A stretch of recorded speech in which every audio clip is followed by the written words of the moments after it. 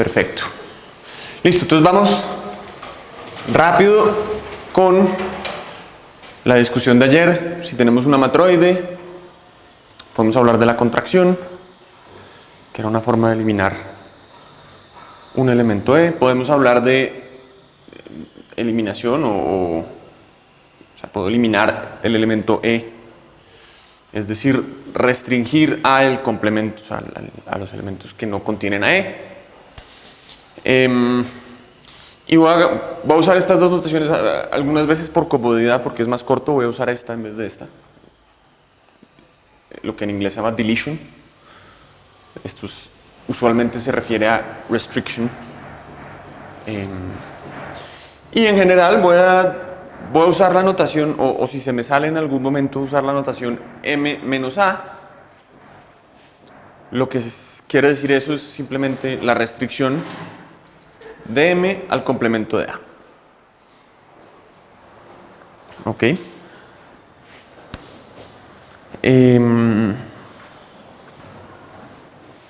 Listos. Entonces, definición.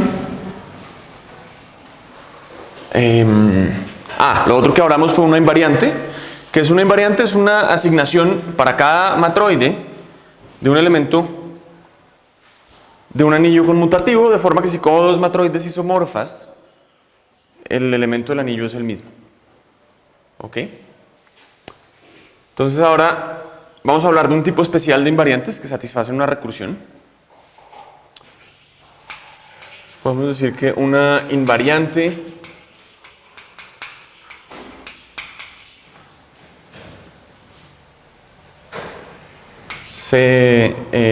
una invariante F o H se llama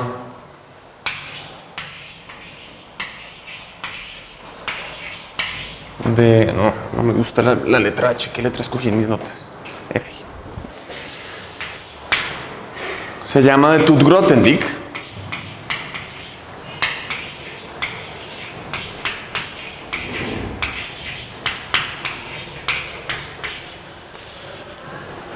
Si para todo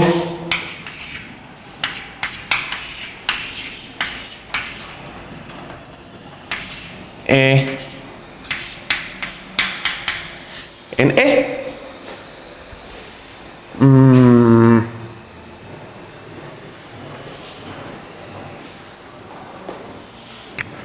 creo que sí, para todo N F de M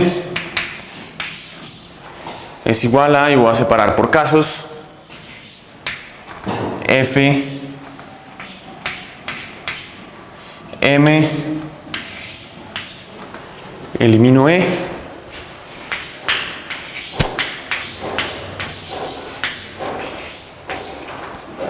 F de la eliminación más la contracción, si E no es loop ni coloop.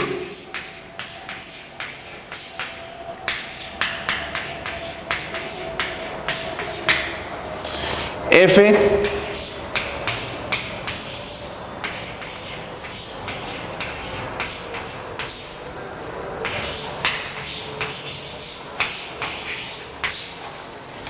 de M coloop, M contraído E, si es loop,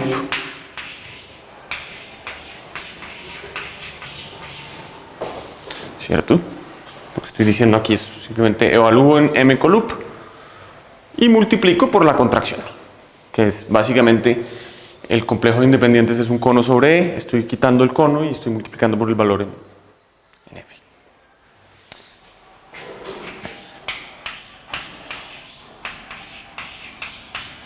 Y si es un loop,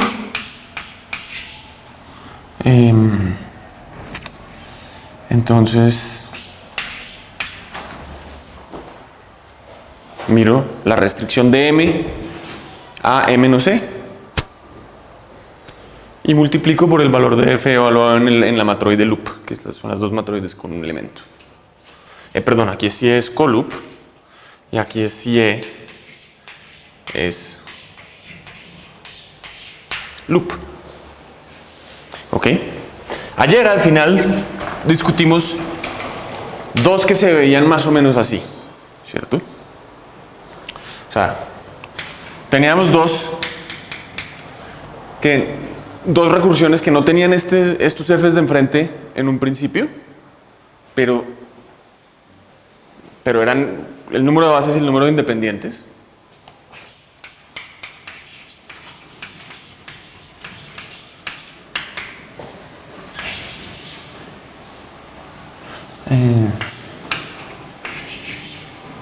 El tamaño.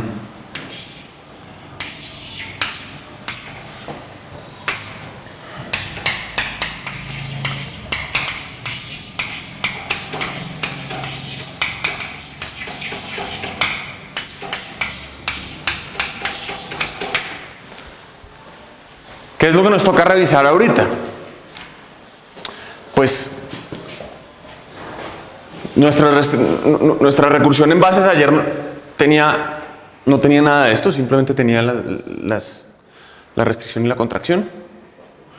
Pero eso es una consecuencia muy sencilla de el número de bases de mloop igual el número de bases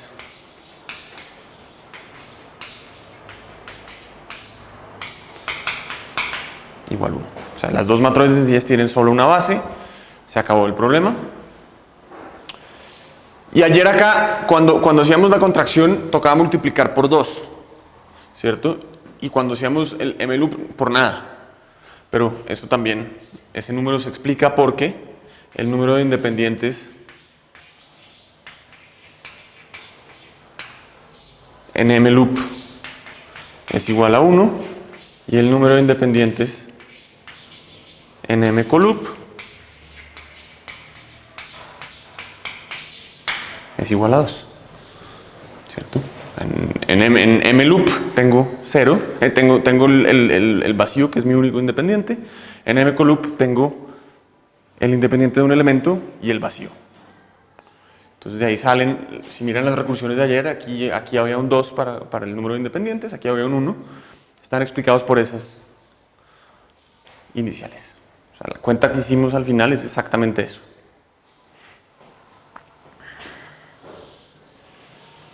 Otro ejemplo que uno puede dar como ejercicio, que a mí me gusta mucho, y realmente es hacer, la prueba es simplemente refinar esto un poquito.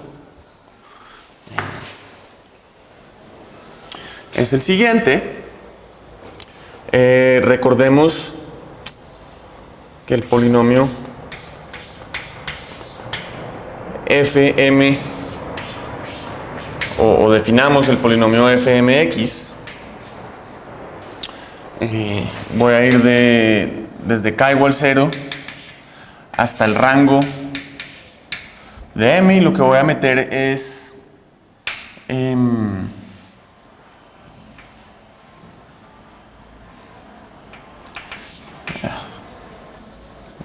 llamémoslo fi x, y voy a meter aquí un signo raro, fk rho m menos k. ¿Qué es lo que estoy haciendo? Aquí lo que tengo es fk m, esto es el número de independientes de tamaño k, y voy a meter este rho m porque básicamente eso es lo que hace la cuenta. Lo que estoy haciendo es, o sea, podría haber puesto un x a la k acá, pero lo que estoy haciendo es simplemente invertir las x. O sea, hay una fórmula muy sencilla para pasar de el que enumera y pone el k acá. Pero lo puedo poner de esa forma. Y un ejercicio que no es muy complicado es probar que f mx es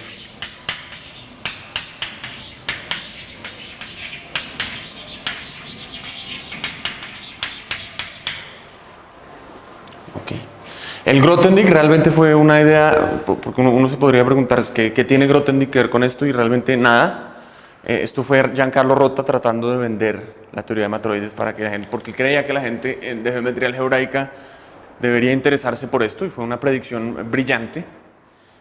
Él empezó a hablar de esto al final de los 60s. Y entonces pensó que si ponía el nombre de Grothendieck.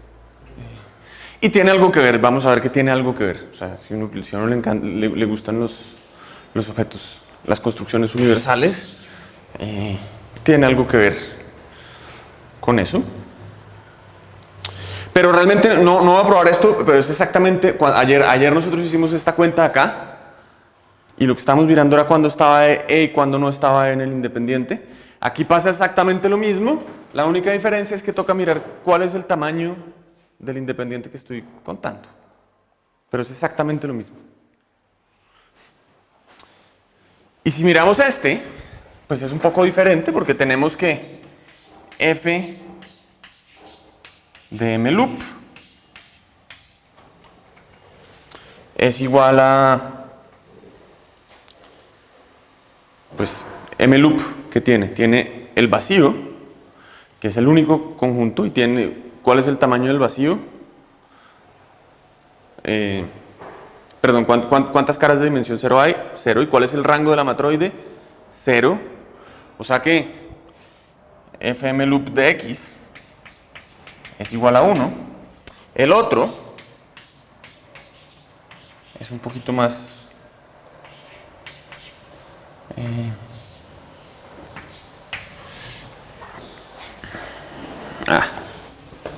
un poquito más complicado, o un poquito más no complicado, pero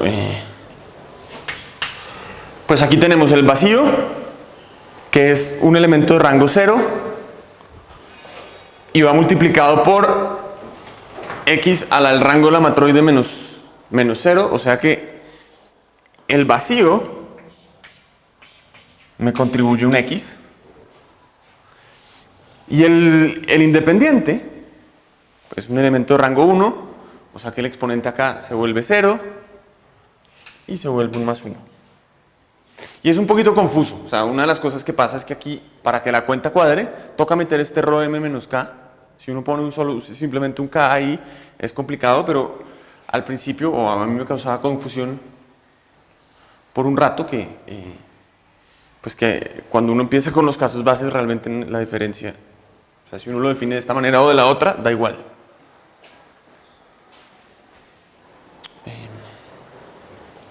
En particular, muchas veces pensé que había probado muchos teoremas fantásticos por no acordarme bien de esto.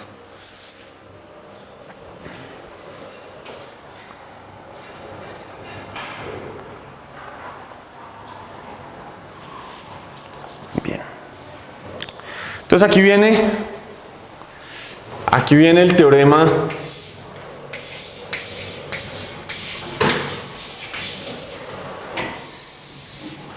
teorema importante.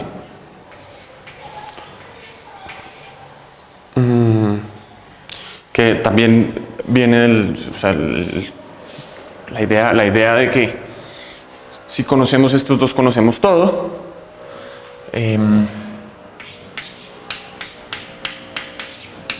Existe una invariante de Tut-Grothendieck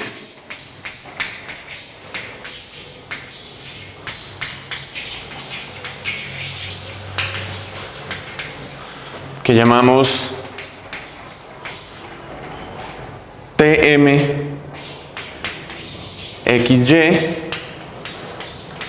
y es un polinomio con coeficientes enteros en dos variables, tal que TM coloop x, y es igual a x, T m loop x, y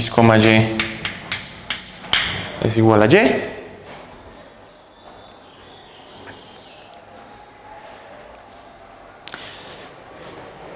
Ok, y voy a explicar, esto parece, o cuando uno ve el teorema así parece un poco tonto, porque uno dice, entonces cojo mi matroide, hago la definición recursiva, elimino mis elementos, llego a un polinomio, fácil, pero una cosa importante es que hay que darse cuenta que eso está bien definido, ¿cierto? Porque cuando si lo trato de calcular simplemente de manera recursiva, el orden en que estoy eliminando mis elementos debería importar, ¿cierto? Si tengo dos elementos E y E', digamos que E no es loop ni coloop, lo elimino, me sale una suma, y puede que E' se vuelva un coloop o un loop en alguna de las dos, pero no en la otra, y se vuelven un montón de casos.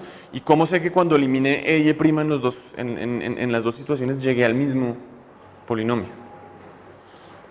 Básicamente esto es considerar dos de estas simplificaciones y conmutarlas, ¿no? Exacto, exacto.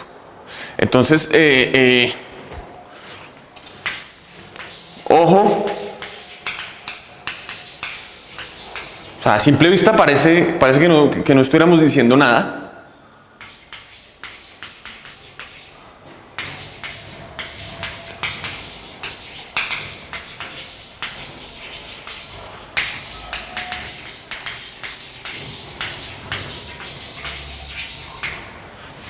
Pero es importante porque en las invariantes de Tut-Grothendieck, aquí podemos escoger un para todos los S en E.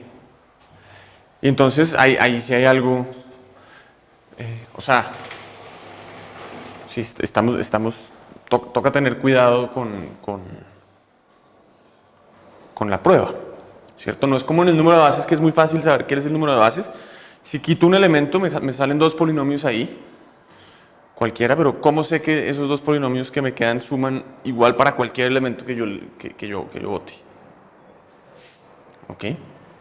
Entonces la idea, no voy a hacer la prueba porque toca hacer como 8 casos distintos y hacer cuenticas, pero la idea de la prueba, y lo que es importante acá es, como estaba diciendo Jacob ahorita, E', o sea, si cojo E y E' en E, quiero mirar qué pasa cuando elimino mi recursión dos veces. ¿Qué pasa cuando elimino estos dos en sus dos órdenes posibles?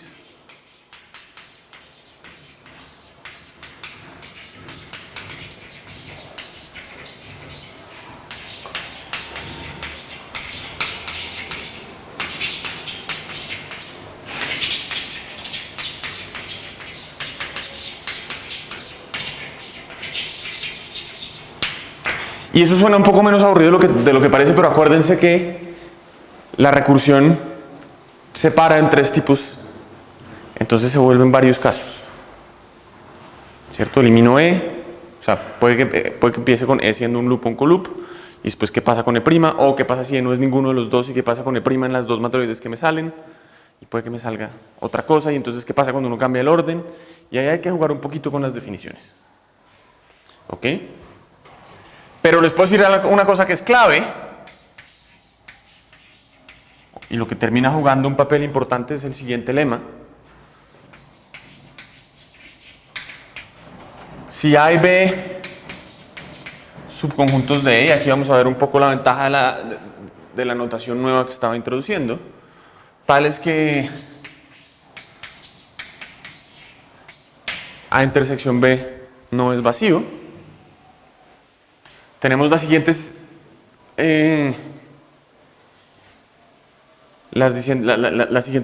igualdades en eliminación contracción. Si elimino A y luego elimino B, eso es lo mismo que eliminar B y luego eliminar A.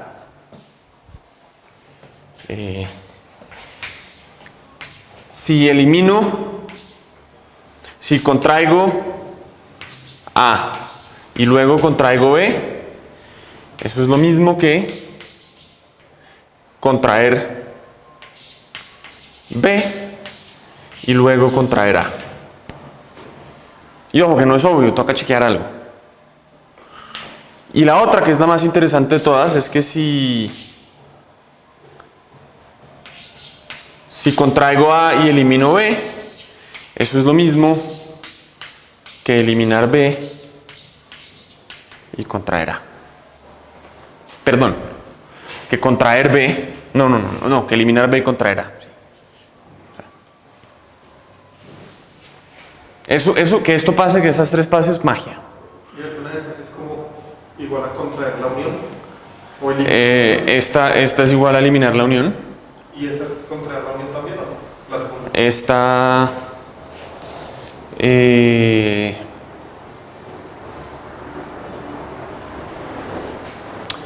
sí, tal vez sí. Sí. Y aquí ya no. Y esta de hecho es la más importante. Ok, entonces cuando uno hace los muchos casos, lo que se termina dando cuenta es que el jugo del asunto está en probar estas. O sea, esta es obvia también, pero esta no.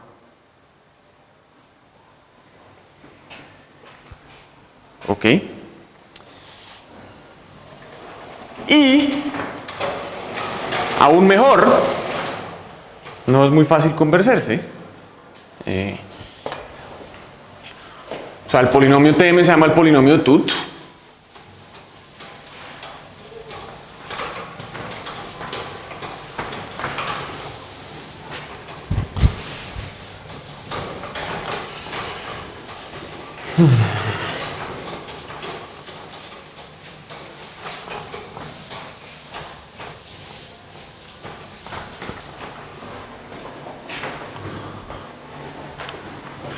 Entonces, el polinomio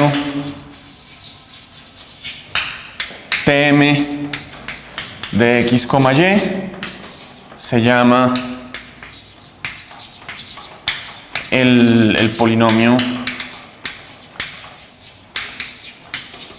de Tut.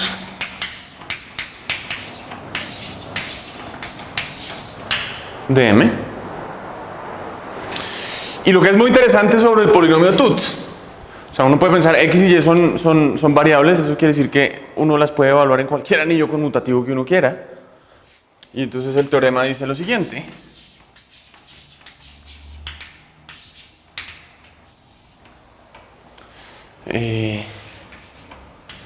Si f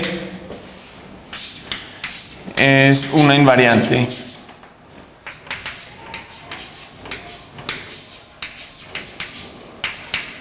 TG, entonces f de m es igual al polinomio Tut de m evaluado en f del colup f del loop. Ok, todavía no he calculado el polinomio, no les he dado una fórmula para nada, pero sé que tengo un polinomio y sé que ese polinomio, o sea, corolario de las cosas que hemos hecho hasta ahora, el número de bases de m es igual a el polinomio de Tut evaluado en 1, 1. Si calculo el polinomio, lo único que tengo que hacer es evaluar en 1, 1 y gané. El número de independientes de m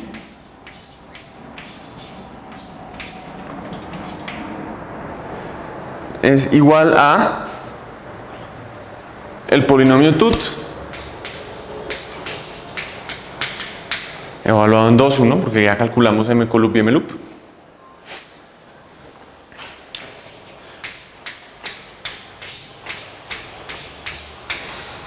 Y si miramos fm x, la invariante que definimos allá, que es el polinomio de independientes,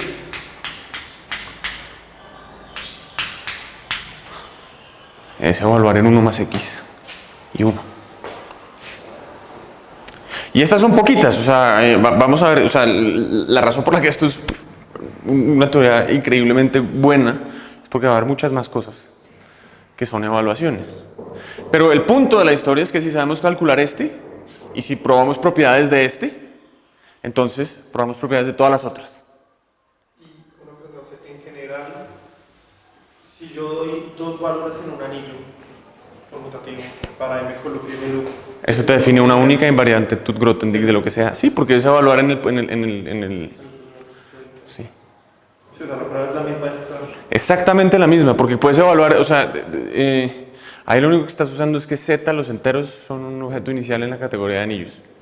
Ya.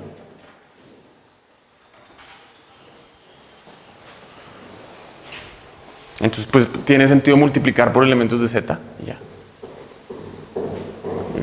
Coges el polinomio Tut, evalúas, eso te da una invariante Tut-Grothendieck. Que signifique algo es otra cosa. O sea, que puedas leer información interesante, exacto. Pero, por ejemplo, para matroides gráficas hay una interpretación combinatoria de todas las evaluaciones en enteros positivos. Todas, absolutamente todas.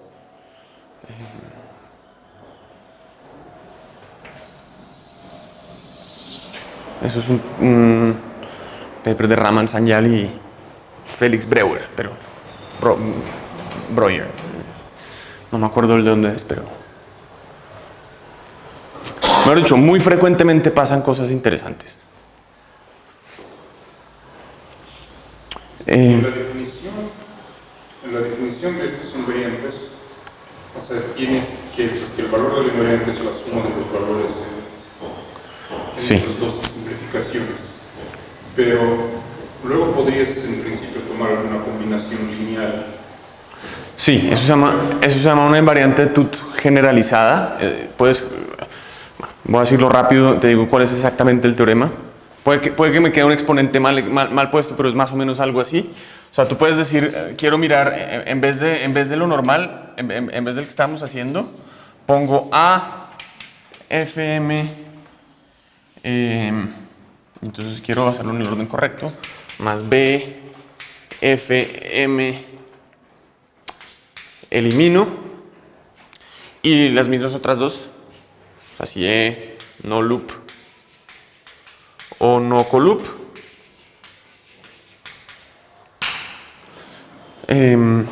Y lo mismo, y las otras dos iguales.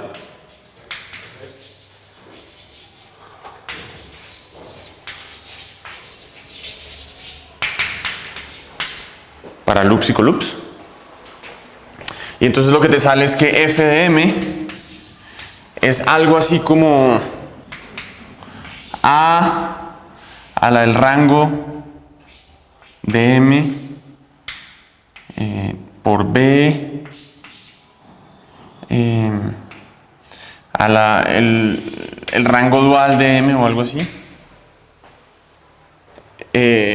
Tm f de m coloop sobre a f m loop sobre b. Se llama una invariante Tut-Grothendieck generalizada. Por ejemplo, el polinomio cromático de un grafo es algo así porque en el polinomio cromático, si sabes qué es, te sale una diferencia. Y entonces lo que tienes es que cambiar la cosa acá y como tienes un -1, lo único que estás haciendo es cambiar un signo.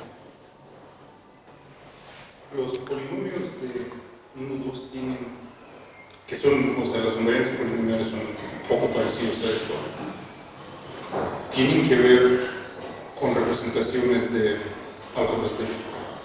Con representaciones de álgebras de Lie. Aquí. Ajá. ¿Hay alguna relación? Bueno, o sea, básicamente aquí lo que quieres decir con esto es que realmente solo hay un invariante, ¿verdad? Sí, hay una invariante, sí. Entonces, cuando solo hay una, pues es difícil decir con qué tiene que ver.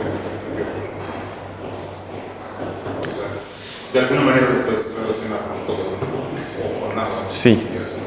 Pero de hecho una de las conclusiones que hay más nuevas es que estas no son suficientes. Y una de las cosas que pasa, y una de las necesidades de la teoría de Hodge, que es uno de los aspectos que yo quisiera enfatizar un poquito mañana, o sea, lo que estamos haciendo ahorita es estoy tratando de encaminarlo para poder ir mañana a explicar qué es lo que hizo la teoría de Hodge de matroides y por qué es tan celebrada, claro, sin ir a muchos detalles, pero cuáles son los aspectos técnicos. El aspecto técnico es que se usa para probar algo sobre una de estas invariantes, sobre los coeficientes de una de estas invariantes en un polinomio, pero resulta que estas técnicas de recursión no son suficientes. Uno necesita técnicas de recursión un poco más refinadas y tener un poquito más de control sobre lo que estás haciendo.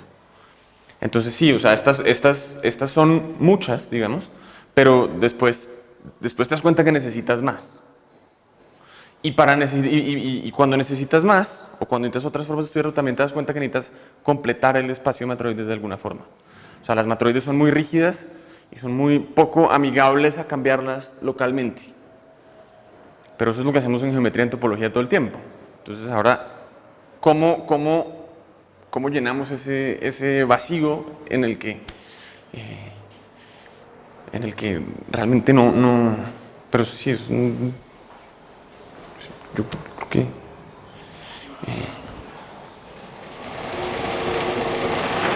listos. Calculemos uno, solamente para darnos cuenta que mejor dicho, esto es muy bonito y pega muy bien, pero calcular el polinomio de Tut es un dolor de cabeza. De hecho, para la gente, o sea, a la gente de ciencias de computación les gusta esto porque es un problema NP completo. Y de hecho, una de las aplicaciones que ha tenido la teoría de Hodge en matroides y donde ha pegado más duro es en ciencias de computación, porque han usado toda la álgebra lineal que viene de la teoría de Hodge para construir algoritmos de aproximación eficientes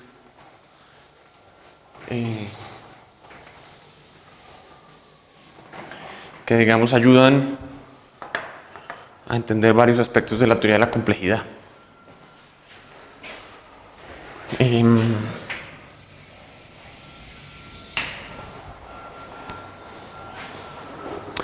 Pero entonces tratemos de calcular el polinomio Tut de nuestra matroide favorita. Vamos a ponerla acá, ¿cierto? Y para hacer eso tenemos que empezar a calcular restricciones y contracciones, ¿cierto? Entonces lo voy a dibujar como un árbol y lo que voy a hacer después es simplemente sumar cosas. Entonces primero, digamos que quiero mirar qué pasa si me vuelo esta arista. Entonces puedo hacer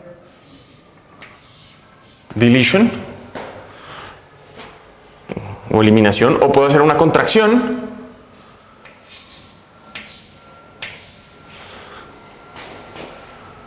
¿cierto? Y ahora estas dos las puedo tratar por separado. Entonces ahora puedo decidir, yo había decidido que una era más rápida que la otra, sí. Puedo decidir eliminar una de estas dos. Y me salen dos opciones. Puedo eliminar y me queda, hagámoslo acá. O puedo contraer y me queda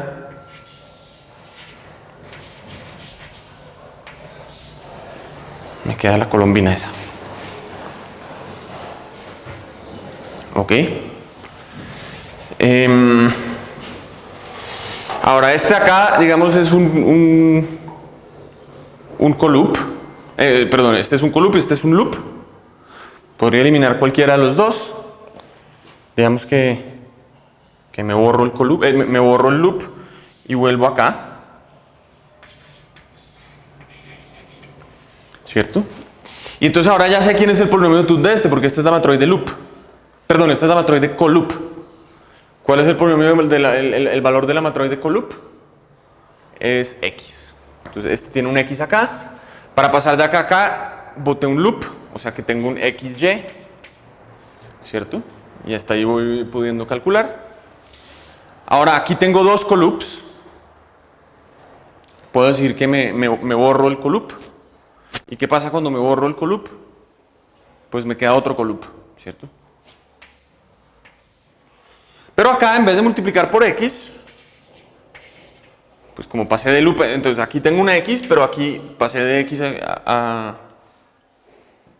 con la operación de coloop, entonces aquí tengo x cuadrado.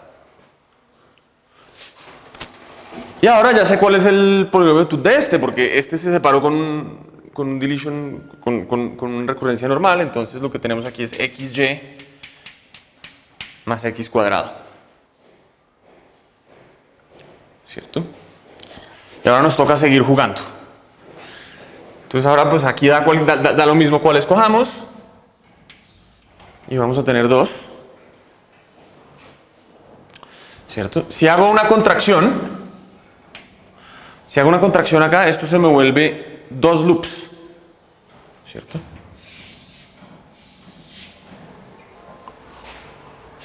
Y ahora puedo hacer un deletion acá, una eliminación. Y me queda eso. Este tiene polinomio de Tooth y. Y aquí pasé con un deletion y cuadrado. Y ahora me toca para terminar me toca mirar este loco de acá. Y cuando miro este loco de acá, pues resulta que ninguno es loop ni coloop. Entonces nos toca otra vez estos dos. Si hago eliminación, me queda este de acá. Y si hago contracción, me queda el loop. O sea que aquí tengo un x, aquí tengo una y. O sea que aquí tengo una x más y. O sea que aquí tengo un y cuadrado más x más y. Y finalmente tengo el polinomio, ya escribámoslo así, x cuadrado más y cuadrado más xy más x más y. No es muy placentero calcular eso así. Pero ahora, solamente para apreciar un poquito lo que significa que el polinomio de Tooth exista, pues aquí habríamos podido hacer muchas cosas en un orden totalmente distinto. Yo habría podido empezar por acá y me habría salido un árbol totalmente diferente. Y el contenido del teorema es que no importa cómo lo haga, me da lo mismo. ¿Ok? Y ahora, pues este de acá es igual a t m xy. Podemos verificar. Si evalúo en 1, 1, lo que me sale es el número de monomios, que son 5, que es el número de bases. Si evalúo en 2, 1, este se vuelve un 4, este se vuelve un 2, este se vuelve un 2, me queda 10, que es el número de caras que teníamos. ¿Cierto? Y si evalúo en 1 más x, lo que me sale es x cuadrado más 4x más 5. Y lo que significa eso es que tengo 5 bases, 4 vértices y la cara vacía.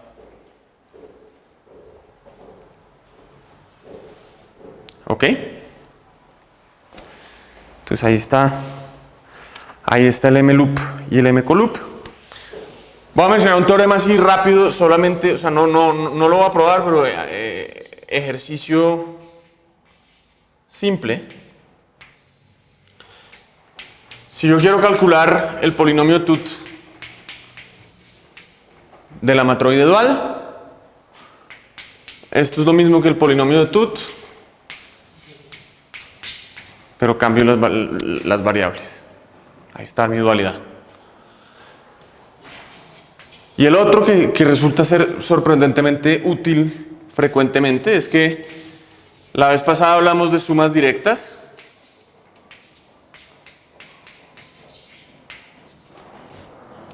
Y resulta y pasa que esto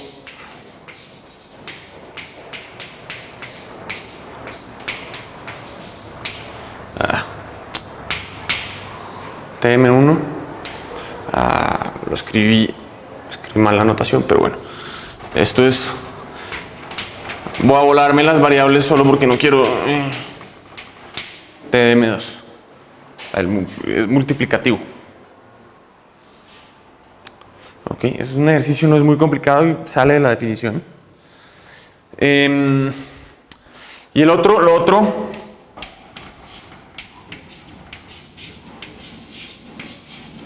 fórmula.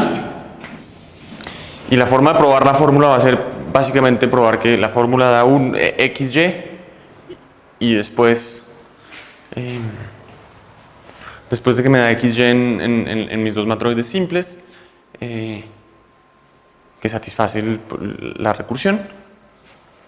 Pero el punto acá es que el polinomio tut XY es igual a la suma sobre los subconjuntos de E, o sea que 2 a la E sumando, es un montón. Y voy a poner X menos 1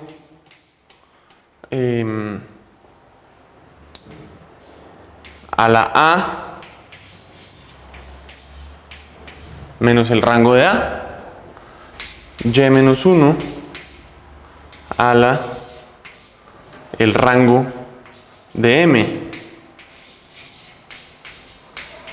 menos el rango de A. Ok, el ejercicio es, uno se pone y mira esto ahí, calcula en M loop, en M coloop, en lo que nos tiene que dar y ve a ver ahí qué sale. Debería salir XY y la recursión. Ok. Pero una cosa muy curiosa, y cuando uno se siente que calcula, y todos los polinomios que calculamos acá, los coeficientes, o sea, teorema, los coeficientes de TMXY, y realmente es claro, son positivos.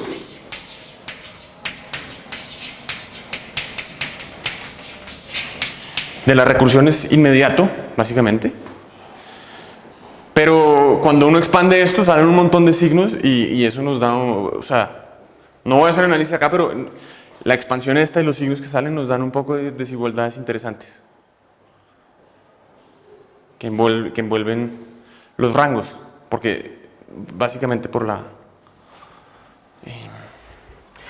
Ahora, existe el último. Se puede calcular o se pueden interpretar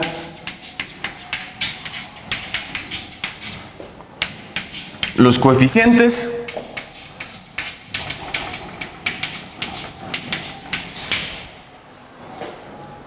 usando o imponiendo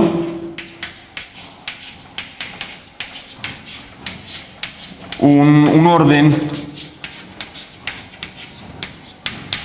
en E. O sea, lo que hago es ordenar totalmente E y uso propiedades del orden total para calcular invariantes de E. Pero la interpretación combinatoria que sale de ahí, o depende del orden. O sea, si cambio los órdenes, me salen cosas distintas. Muy buena parte de mi trabajo se enfoca en tratar de entender ese fenómeno.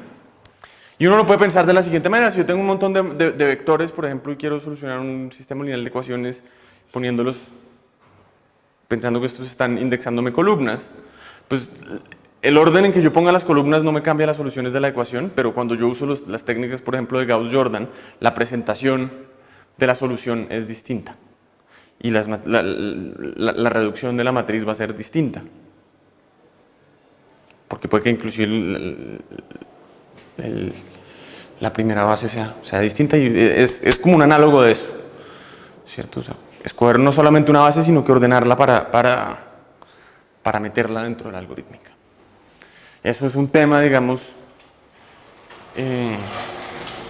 importante en matroides. Hay mucha gente que dice que ese tema de ordenar las cosas es una enfermedad, pero realmente una de las cosas que yo quisiera explicar en la vida es por qué realmente, o sea, cuando uno mete un orden, enriquece fuertemente la teoría.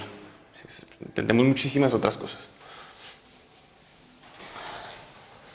Pero entonces hablemos de una versión interesante del polinomio tut, Miremos arreglos de hiperplanos sobre R.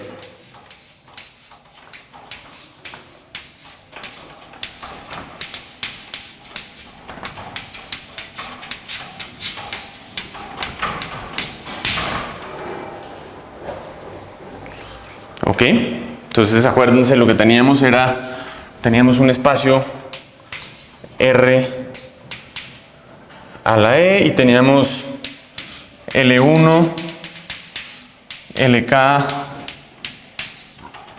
NRE, dual, y a cada uno de estos locos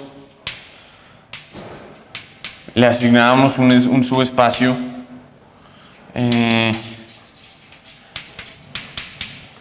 que es el kernel, ¿cierto?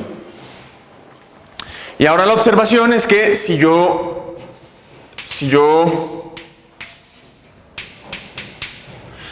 cojo RE y me vuelo la unión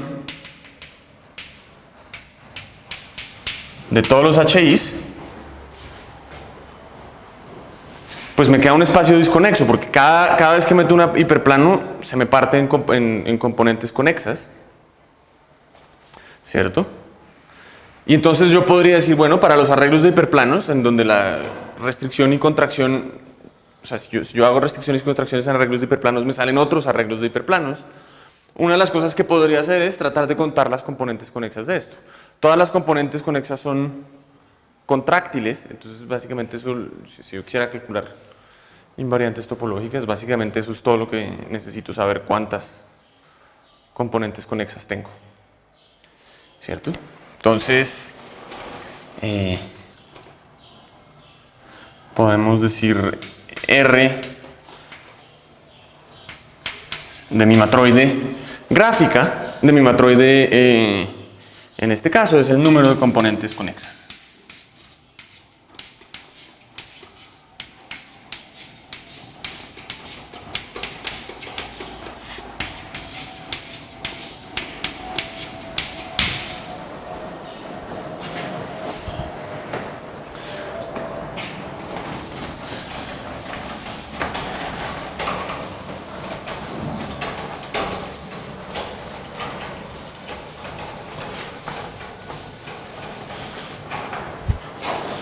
Teorema sabroso.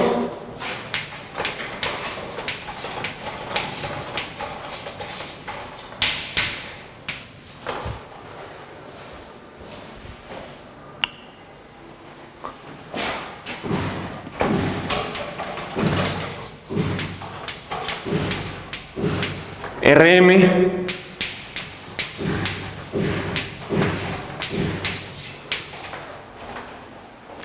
es el polinomio de Tut evaluado en 2,0.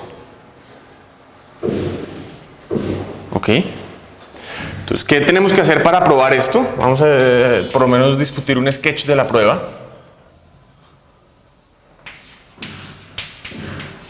Aunque sea muy intuitivo. Un bosquejo de la prueba en español. Entonces, ¿quién es R de mloop? Pues mloop corresponde a coger un funcional lineal que sea dependiente, o sea, es coger el funcional lineal igual a 0. Eso quiere decir que el hiperplano realmente no es un hiperplano, es deforme y es todo R, o sea que el complemento es vacío, o sea que no tengo ninguna componente conexa. ¿Cierto?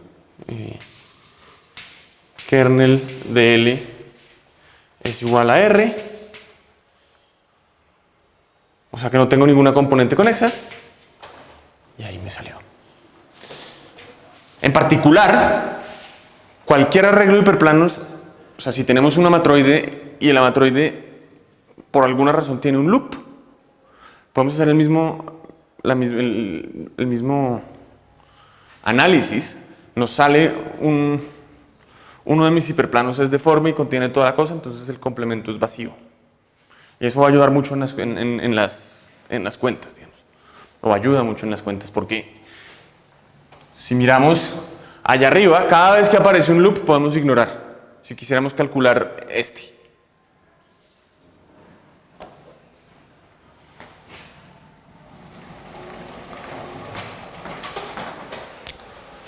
Y entonces Rm coloop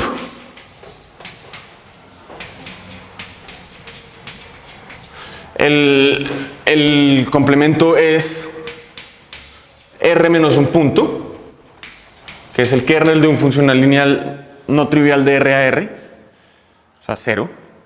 Y lo que me queda es R menos un punto, o sea que tiene dos componentes conexas. Se acabó el problema. ¿Cierto? Entonces ahora, supongamos que tenemos H un arreglo cualquiera.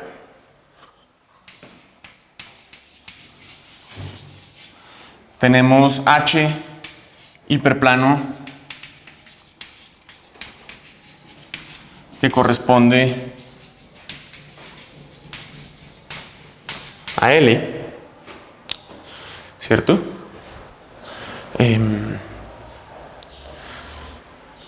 Si L es un loop, ya sabemos que el Rm es igual a 0, o sea que la recurrencia, la multiplicación por M loop, 0, bien.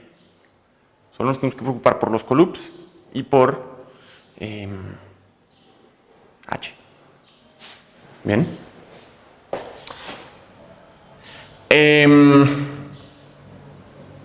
Entonces, ¿qué pasa si L no es coloop?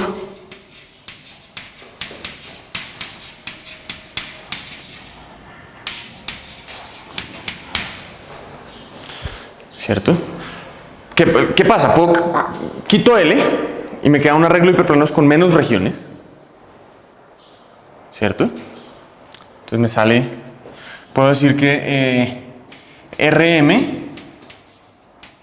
es Rm, primero quitemos L. ¿Y qué es Rl menos L? Pues estos son las regiones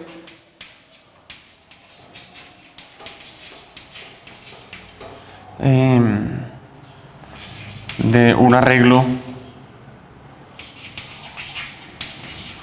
con menos regiones.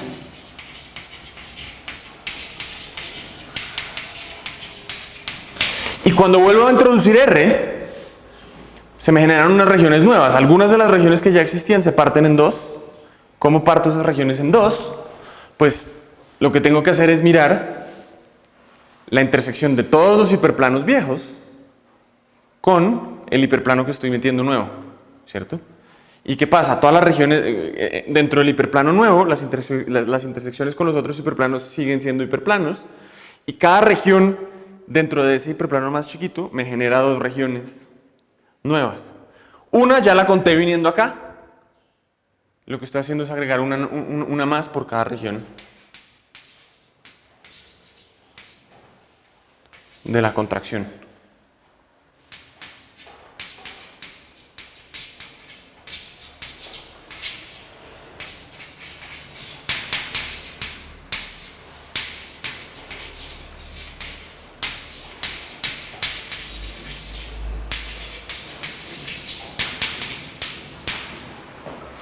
Por cada región de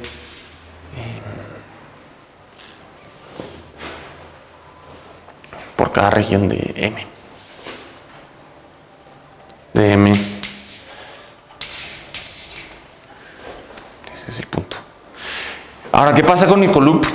Tal vez lo voy a decir rápido y no hablamos. Si tenemos un coloop, pues ese es independiente, ese cabe en todas partes, y eso lo que significa es que la intersección de todos los otros hiperplanos contiene una recta. O sea que si bajo uno de dimensión, lo único que tiene que hacer es, tengo mi arreglo de hiperplanos, digamos acá, y cuando meto E de vuelta, le estoy agregando una dimensión, están yendo todos hacia arriba, y E es un corte horizontal, paralelo al lugar donde lo subí. Y entonces, ¿qué pasa? Se me doblan los números de hiperplanos, se me doblan las regiones.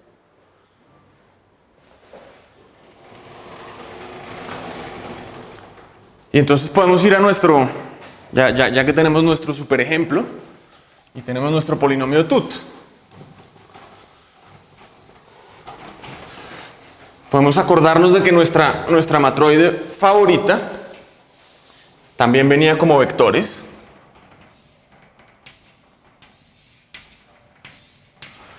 ¿Cierto? Y si nos imaginamos que este es el espacio dual, pues los hiperplanos que nos quedan son el normal de este, el normal de este. Y ahora el normal de este es algo así. 3 y 4 me dan lo mismo. Y eso me dice que esto son 6 regiones, ¿cierto? Y ahora voy a mi polinomio tut y digo, evaluemos en 2, 0. Pues los únicos que sobreviven son este y me queda 4 más 2, 6.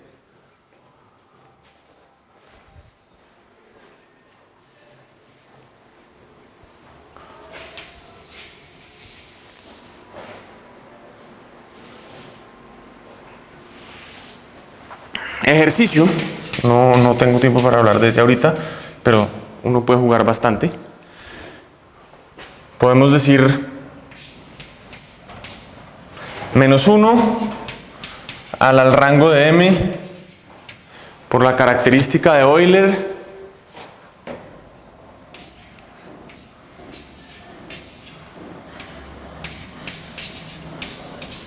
del complejo de independientes. Tut-Grothendieck. O sea, después de ver este no debería ser tan sorprendente.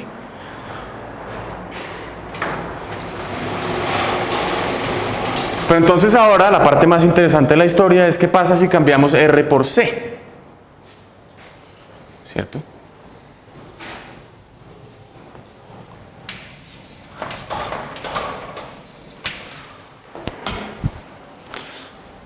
Entonces ahora es... El grupo fundamental. ¿Ah? Entonces ahí tienes un grupo fundamental interesante. Tienes un grupo fundamental interesante, pero ese no es el punto, pero no es tan fácil, creo que no es invariante de la matroide. De hecho, el tipo de homotopía del complemento de arreglo de hiperplanos no depende de la matroide. O sea, no es una invariante combinatoria, pero lo que sí va a hacer es la cohomología. Aquí viene el bombazo. Entonces ahora, en vez de estar viviendo en R, vivimos en C. Uy.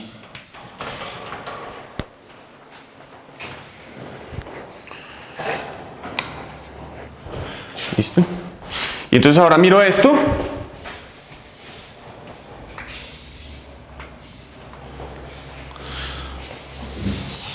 ¿Y qué pasa? Pues ahora me quedan... si lo miro como espacios vectoriales reales, me quedan con codimensión 2, o sea que tengo algo conexo, tengo un grupo fundamental, ¿cierto? Y uno dice, uy, se nos acabó. Se nos acabó el juego.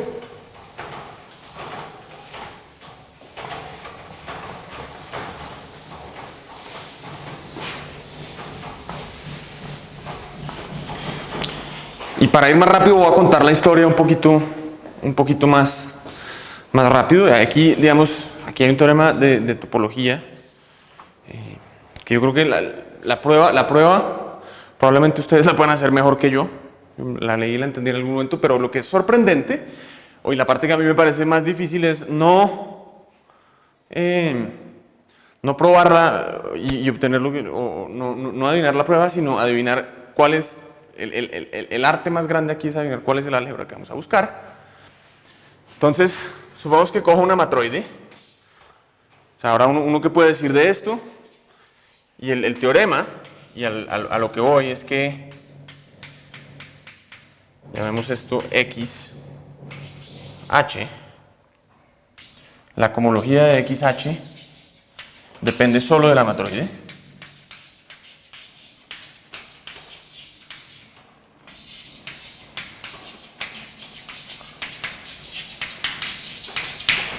Y lo otro que es muy interesante acá es que ahora acá pues no puedo contar regiones ni nada, pero a esto le puedo sacar un polinomio natural, el polinomio de Poincaré.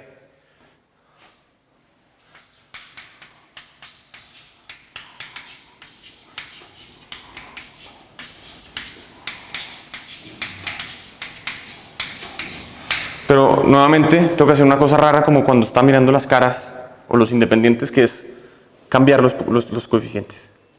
Pero el polinomio de Poincaré es una invariante.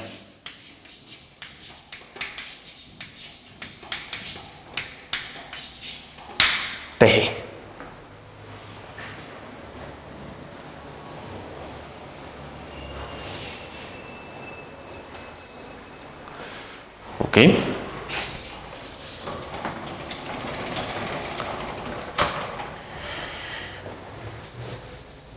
vamos a mirar esto de dónde viene, cómo.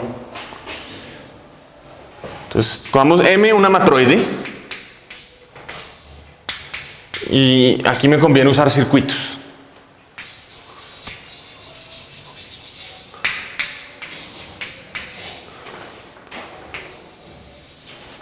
Ok, entonces lo que voy a hacer es voy a definir una álgebra que se comporta como un anillo de cohomología. O sea, uno aquí podría esperarse que esto tenga algo que ver con el producto exterior con generadores de alguna forma indexados por mis hiperplanos. Bien. Esto, de hecho, es un teorema de Orlik y Solomon. 81. Y la magia aquí no es, o sea, la parte aquí más, que a mí me parece más espectacular es encontrar la fórmula o la presentación. Entonces, ¿qué vamos a hacer? Voy a mirar el álgebra exterior con generadores indexados por E. El espacio vectorial, vamos a RE. Ok.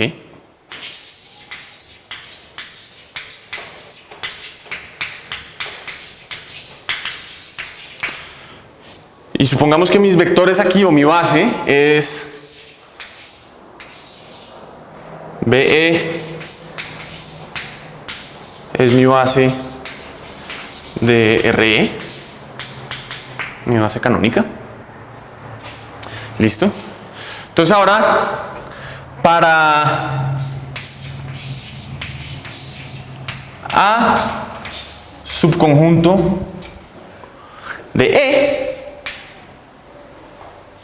voy a definir V sub A, digamos un subconjunto ordenado.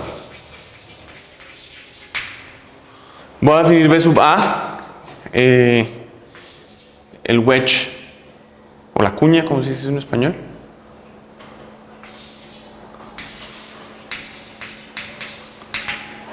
Puedo mirar, por cada subconjunto me da, cada subconjunto ordenado, o salvo un signo, me da un loco ahí. Y lo otro que tengo es, esto se llama el diferencial. Tengo un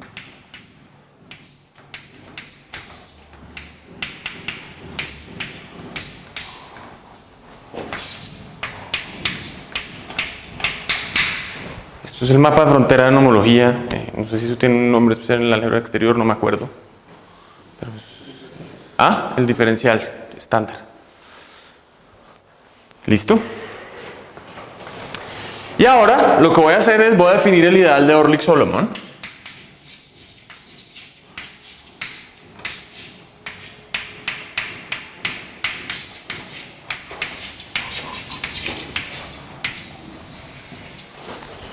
Ok. ¿Y cómo es el ideal de Orlik-Solomon? Lo que voy a hacer es voy a mirar el ideal generado por las fronteras de mis circuitos.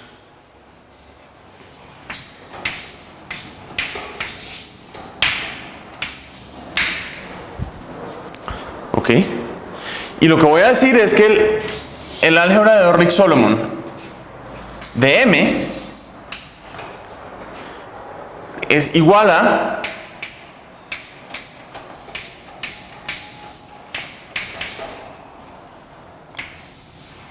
Aquí estoy poniendo RE, pero podría poner Q o C o lo que sea, escogí uno. Veamos.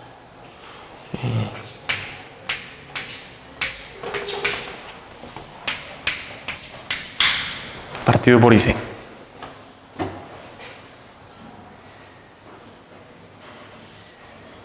Ok, el teorema que podemos corregir ahora, lo que nos dice es que esto de acá es isomorfo como álgebra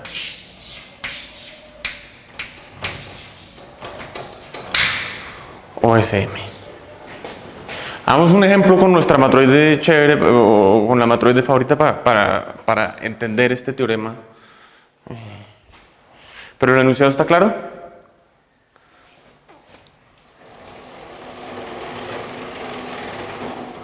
Entonces vamos a la matroide que nos gusta. Y vamos a olvidarnos de esto acá por un segundo.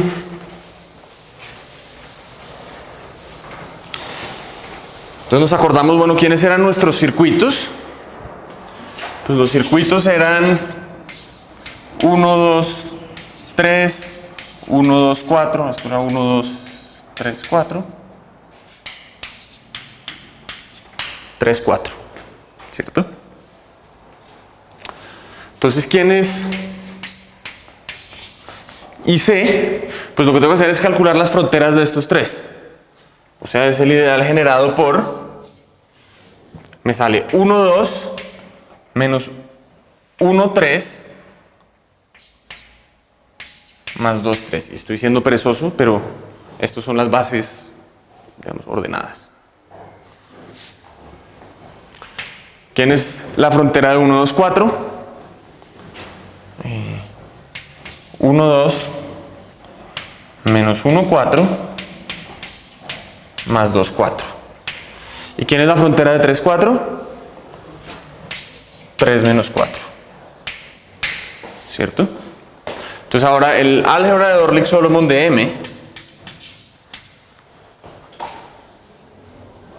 es igual a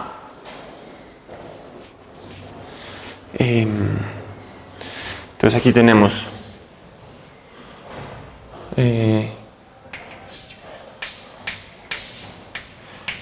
cuña de R4 sobre IE, ¿cierto?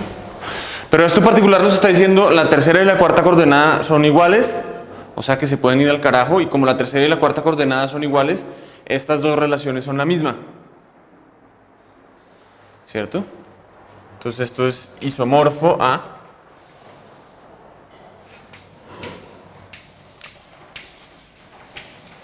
R3 partido por la relación 1, 2 menos 1, 3 más 2, 3.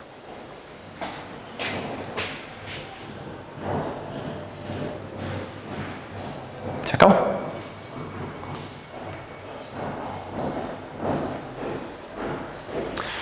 Ejemplo que creo que a Joaco le gusta.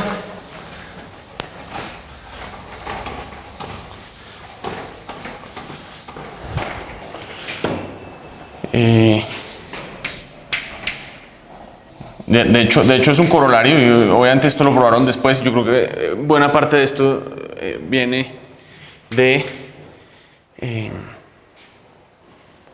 o se inspiró en el teorema de Arnold, pero si uno mira P conf sobre los complejos, y si no saben qué es eso no importa porque se los voy a describir como un arreglo de hiperplanos en este instante. Es el arreglo de hiperplanos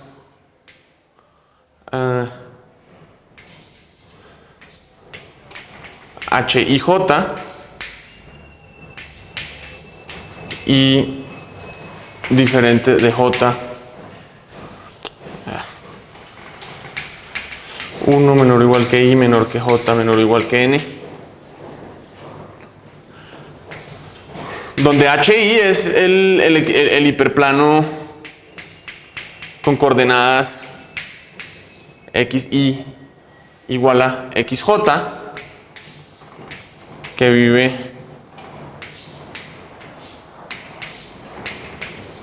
en C a la N, ¿cierto? Entonces el espacio vamos a mirar este espacio de configuraciones n puntos en C. Lo que necesitamos es que todas las coordenadas sean distintas. Cogemos los hiperplanos X y XJ en C a la N, XY igual a XJ en C a la N, y lo que tenemos es que el espacio de n puntos ordenados es simplemente el complemento de este arreglo de hiperplanos. Vamos a este.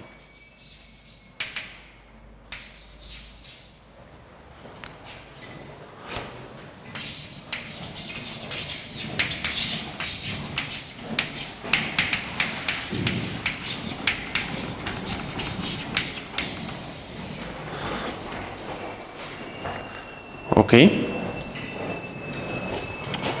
¿Y esto cómo se ve? Aquí, ¿qué nos sale? Pues, ¿quién es la matroide de este loco? O sea, nos dice que la cohomología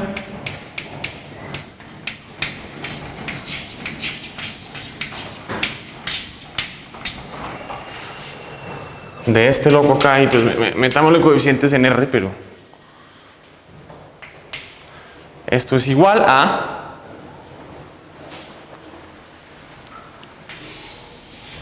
Orlik-Solomon de la matroide de H. Ok, pero la matroide de H, ¿cómo se ven los independientes acá? ¿Cómo se ven las dependencias acá? Pues tengo un montón de x menos xj, y las dependencias lineales son como ciclos. Voy de I a J, a K, a L, o sea, es algo así como un xi menos xj, más xj menos xl, más xl menos, si uno quiere, xk, más xk menos xy. Son algo así como ciclos. Y lo que uno se termina dando cuenta es que esto es isomorfo a el Orlik-Solomon. Lo que voy a hacer es, voy a mirar la matroide gráfica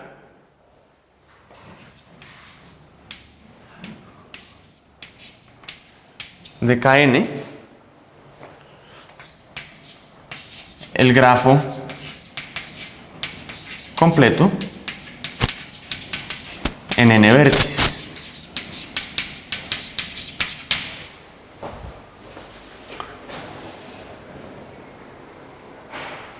Entonces, ¿cómo se ven mis circuitos en este grafo? Se ven literalmente como un ciclo I1, I2, I3, IK, I4, IK, un polígono, ¿cierto? Pero hay una observación interesante, y es que es un polígono, entonces lo podemos triangular. Y lo que nos damos cuenta es que sumando, o sea, si orientamos la triangulación de manera correcta, la relación o el circuito que viene de cada uno de estos polígonos se puede escribir como sumas de circuitos de triángulos, ¿cierto? Entonces lo que nos dice esto, o sea, aquí podemos hacer la ¿ah? Es uno de estos. Este no es el borrador. Lo que nos dice esto es, si yo quiero calcular esto, lo único que tengo que hacer es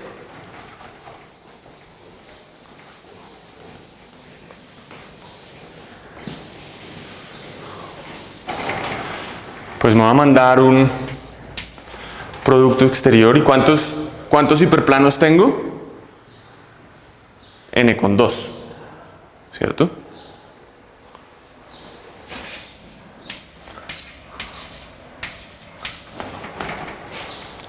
¿Y quién es el ideal de Orlik-Solomon? Pues ya sabemos que todos los ciclos los generamos con ciclos de longitud 3, ¿cierto? O sea, es un ciclo o es un grafo que va a verse de esta forma. Y digamos que tenemos mi arista I, mi arista J, mi arista K, ¿cierto? Y ahora, ¿cómo se ve eso? Pues es la frontera de IJK en algún orden. Entonces, pues escogemos el orden que nos guste y lo que nos queda es IJ menos IK más JK.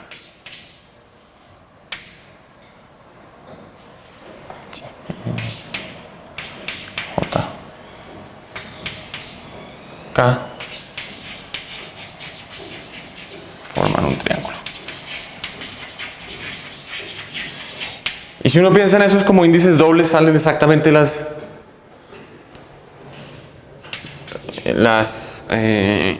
relaciones de Arnold.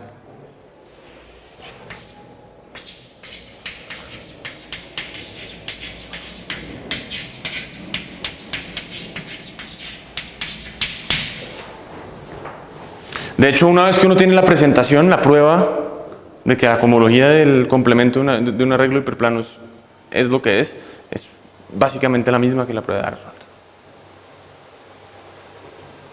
Pero esto es increíblemente general.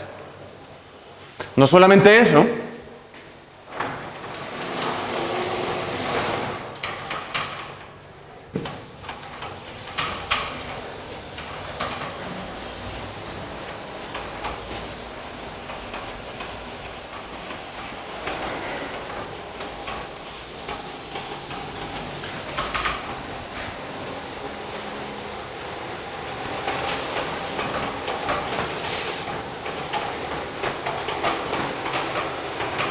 la combinatoria nos dice mucho más.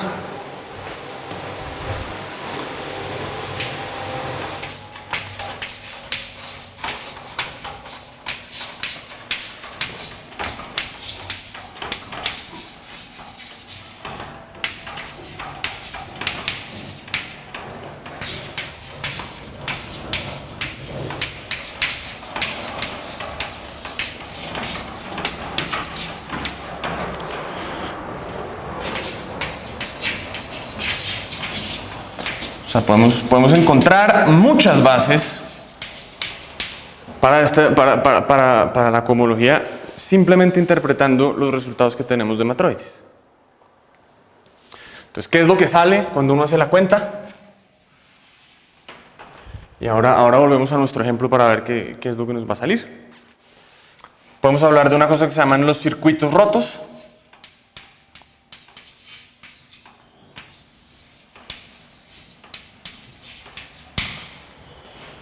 Ok, entonces ordenamos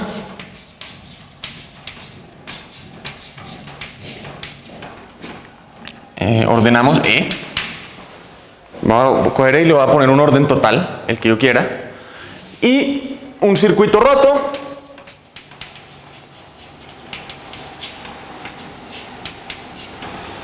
es un independiente de la forma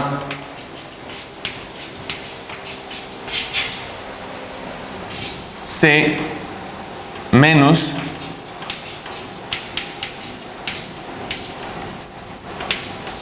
y voy a escribir así para decir de todos los elementos de C cojo el más chiquito y lo boto. Ok, y entonces vamos a hacer una magia acá. Vamos a definir, ordenamos E y llamemos orden. Necesito hacer referencia al orden.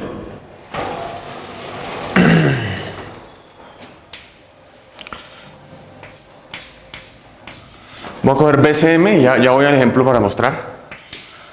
Es la familia de los independientes.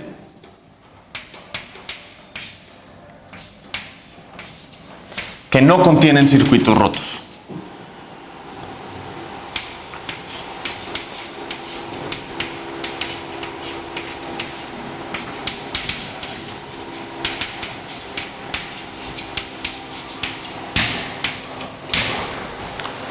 Ok, entonces vamos al ejemplito.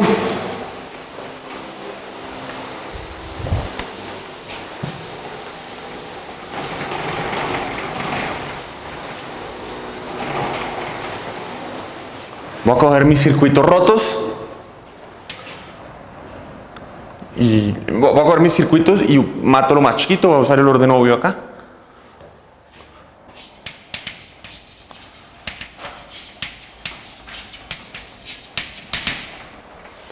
Pues a este le quito el más chiquito, que es 1, o sea que tengo 2, 3. A este le quito el más chiquito que es 1, o sea que tengo 2, 4. Y a este le quito el más chiquito, o sea que tengo 4. ¿Cierto? Entonces lo que tengo que hacer es evitar todos los independientes que tengan a 2, 3, a 2, 4 o a 4. ¿Cierto? Entonces vamos a mirar quiénes son los independientes de acá. Pues no puedo tener ni a 2, 3, ni a 2, 4, ni a 4. Pero puedo tener a 1, 2. Puedo tener a 1, 3. No puedo tener a 1, 4. No puedo tener a... no puedo tener a 2, 3, no puedo tener a 2, 4. Se me acabaron las bases. Y ahora, ¿quiénes son los vértices? Pues puedo tener a 1, puedo tener a 2, puedo ser 3, pero no puedo ser 4.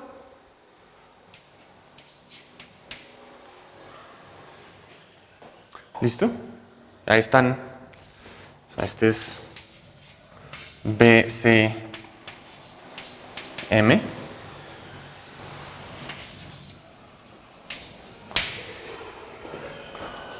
Ok, esto es un complejo simplicial. Por obvias razones.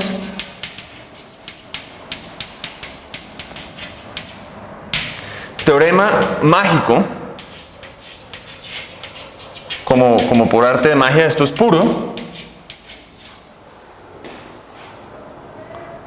Resulta ser puro, o sea que solamente nos tenemos que fijar en cuáles son las bases de la matroide que no contienen ningún circuito rojo. Y mira el subconjunto, el complejo simplicial generado por esto.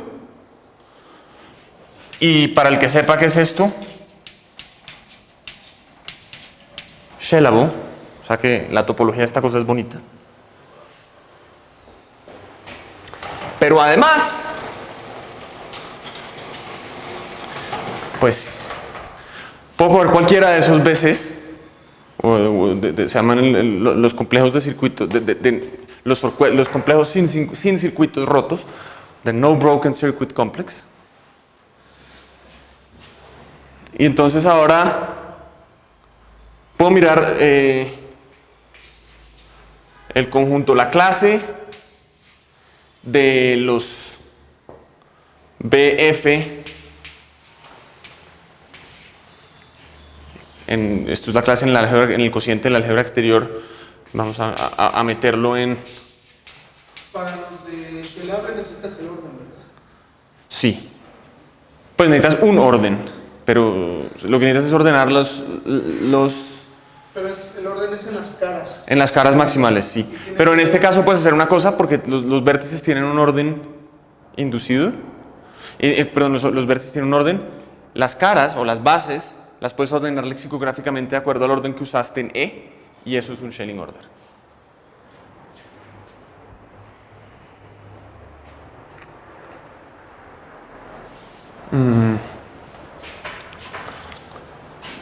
Entonces, BF, si miro las clases de las cuñas de F, cuando F es un broken circuit complex, cuando F es una cara del broken circuit complex, esto es una base homogénea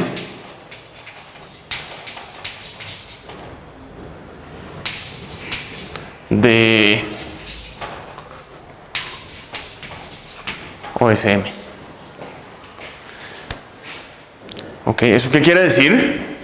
Que si conozco el vector F o el número de caras que tiene este complejo simplicial en cada una de las dimensiones, entonces conozco el polinomio de Poincaré del complemento del arreglo de hiperplanos. ¿Cierto? Entonces, ¿cuál es el teorema? Pues vamos a hacer una nueva invariante. Llamémosla GMX. Y lo que voy a hacer es suma desde i igual 0 hasta el rango de la matroide. Y lo voy a meter TI, voy a meter el mismo truco de rho m menos i. Y aquí TI es el número de elementos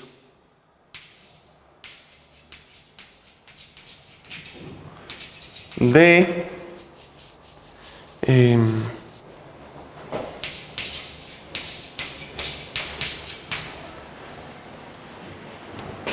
BCM de tamaño I.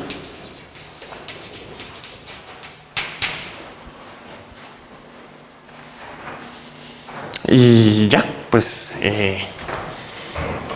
cuento cuántos hay. Bueno, el teorema es que GMX es igual a es una invariante TG, va a ser igual al polinomio TUT de M evaluado en 1 más X 0.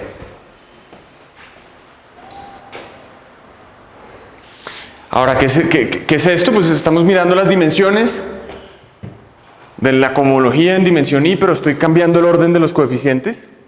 Eso quiere decir que este polinomio acá es el reverso del polinomio de Poincaré del complemento del arreglo de hiperplanos.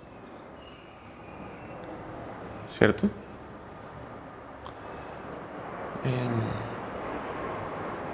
¿Qué es lo que tenemos que hacer? Bueno, este 0 ¿de dónde viene? Que viene de que en el loop el arreglo de hiperplanos es vacío, o sea que no tiene cohomología. Y ahora lo único que necesitamos es calcular los dos puntos. Sabemos que esa es la base. ¿Qué es lo que tenemos que hacer? Mirar que es una invariante de Tut-Grothendieck. Ahí la prueba no es tan fácil, pero se hace. Lo que hay que usar es hacer deletion contraction en un orden especial, en el orden dado por este E. Y entonces las cosas funcionan combinatorio bastante bonitas. Pero esto tiene un montón de implicaciones súper interesantes. Por ejemplo, la primera, que no es nada obvia, es que pues yo aquí definí esto en términos de un orden, ¿cierto? Y ese orden, o sea, yo podría haber decidido romper los circuitos de otra manera, por ejemplo. Y habría podido decidir que este loco de acá, pues lo construyo con otro orden. Y no es que puede pasar, es que pasa frecuentemente que este es un complejo simplicial distinto. Pero la numerología, la característica de Euler, los números F, son todos iguales. Y eso no es obvio. No importa qué orden coja. ¿Ok? Entonces ahora, ¿qué es la conjetura de log concavity de Rota de Ron-Welch de donde viene la teoría de Hodge de matroides?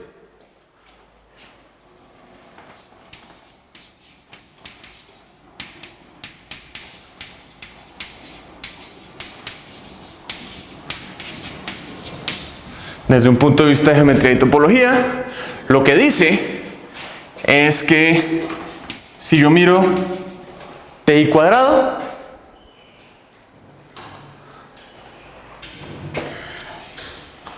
eso es menor o igual que ti menos 1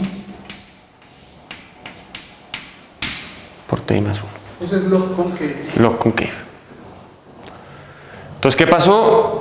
Por allá en los 70s, Rota de Ron-Welch, esto venía de una conjetura de grafos más vieja, se empezaron a preguntar, pues, ¿qué cosas puedo decir sobre estos números? Y la presentación como lo hacen usualmente es un poquito distinta, pero esos números, básicamente por la teoría del polinomio, resultan ser lo mismo módulo signos. Por alguna razón en los ejemplos decían esto, ti cuadrado menos igual que ti menos 1 por ti más 1, ¿y eso qué? Y ejemplos, y la gente pues, pensaban que era un teorema que nunca nadie iba a probar en nuestras vidas. Esa era la sensación. Hasta que llegó un estudiante de primer año, de doctorado por allá en Urbana-Champaign, y probó el primer caso especial de esto, que es para grafos. Para matroides gráficas, usando geometría algebraica y teoría de Hodge. Bueno, resulta que la teoría de Hodge que él usó, obviamente, después de mucho amasarla, se convirtió en algo que uno puede hacer para todas las matroides. Entonces mañana voy a tratar de contar la historia de qué es eso y sobre todo esto cómo conecta con el tipo de problemas que yo espero que empiecen a aparecer. Bueno.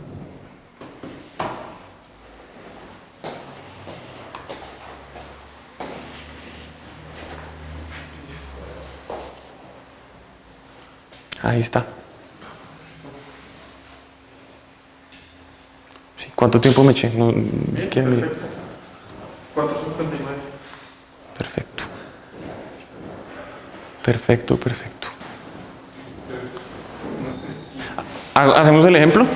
Bueno, no sé. ¿Tienes pregunta? Sí, es que no sé si dijiste algo al respecto, no sé si perdí esto o pues, si es obvio o qué tan fácil, o sea, si tienes dos matroides con el mismo polinomio de Tut,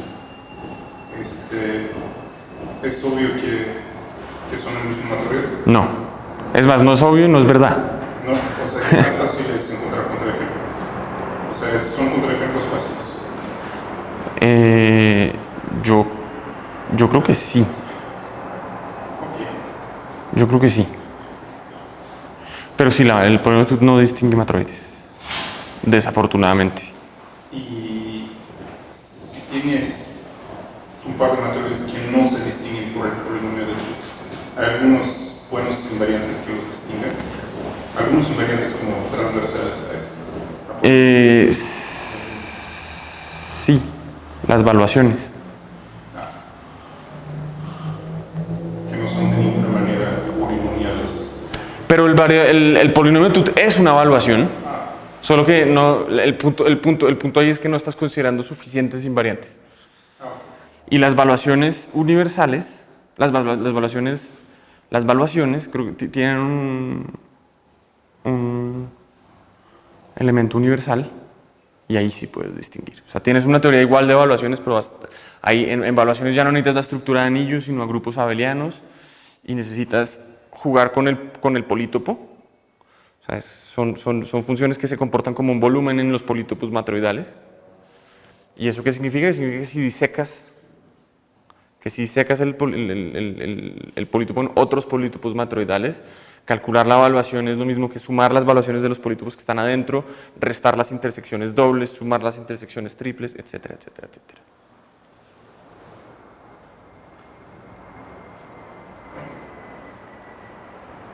Pero va más o menos por ahí. Sí, me tocó cortar un poco de material porque tenía mucho y... Y una pregunta esotérica, ¿tú sabes algo de semimatroides? Un poquito, sí. ¿Hay algo de esto hecho para semimatroides? Sí, hay un polinomio de Tut para semimatroides, hay un artículo de Federico Ardila que se llama The Tut Polynomial for Semimatroids y hay un paper nuevo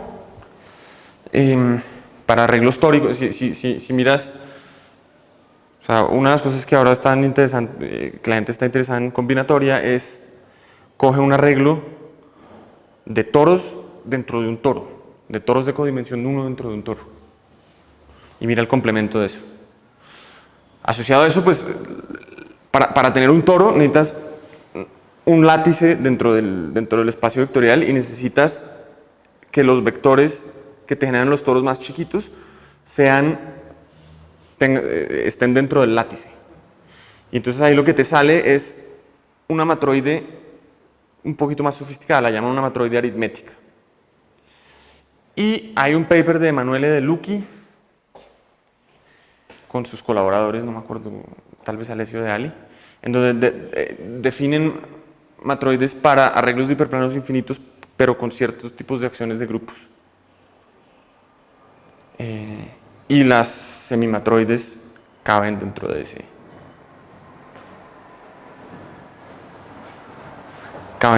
contexto. Pero hay un artículo de Federico Ardila que se llama Semimatroids and their Tut Polynomial. Y está este paper de Emanuele De Lucchi, creo que lo llama Periodic Matroid, bueno, se me olvidó el nombre. Gracias. pero te lo digo ahorita. Gracias.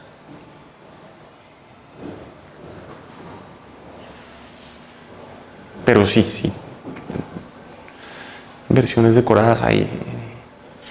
¿Y algo de esto para otros tipos de matrices orientadas, valuadas?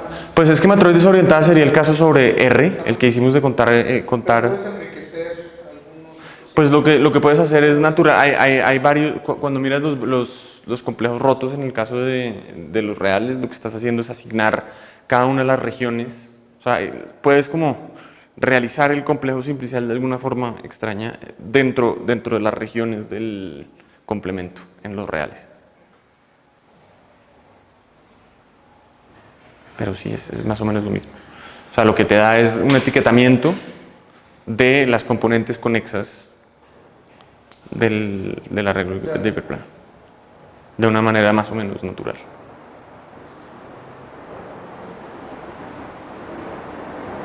También uno puede hacer algo más o menos parecido para campos finitos, o sea, si uno coge un arreglo de hiperplanos en campos finitos, y la historia lo que hace en este caso es contar puntos por fuera del arreglo de hiperplanos. Pero ahí, como uno está contando puntos, entra un signo y toca usar las invariantes generalizadas.